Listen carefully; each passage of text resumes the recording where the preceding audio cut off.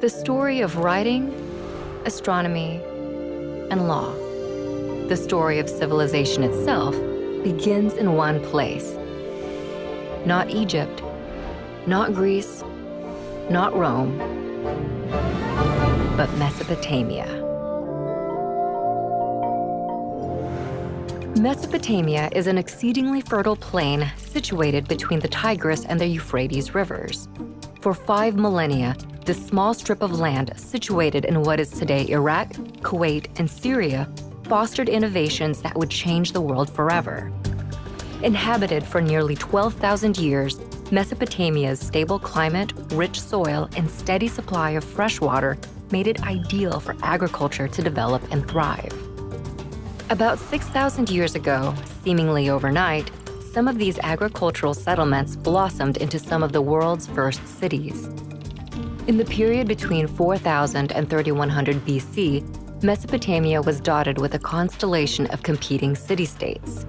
At one point, they were unified under the Akkadian Empire and then broke apart, forming the empires of Assyria and Babylon.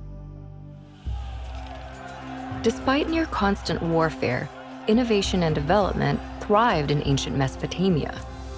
They built on a monumental scale, from palaces to ziggurats. Mammoth temples served as ritual locations to commune with the gods. They also developed advanced mathematics, including a base 60 system that created a 60-second minute, a 60-minute hour, and a 360-degree circular angle.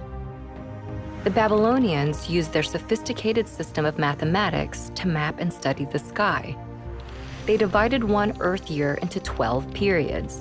Each was named after the most prominent constellations in the heavens, a tradition later adopted by the Greeks to create the zodiac.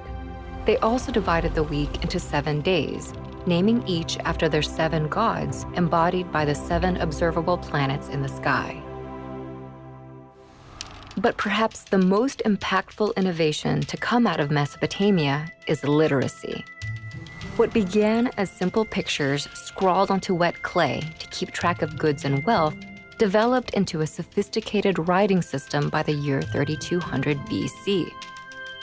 This writing system would come to be called cuneiform in modern times and proved so flexible that, over the span of 3,000 years, it would be adapted for over a dozen different major languages and countless uses, including recording the law of the Babylonian king Hammurabi, which formed the basis of a standardized justice system.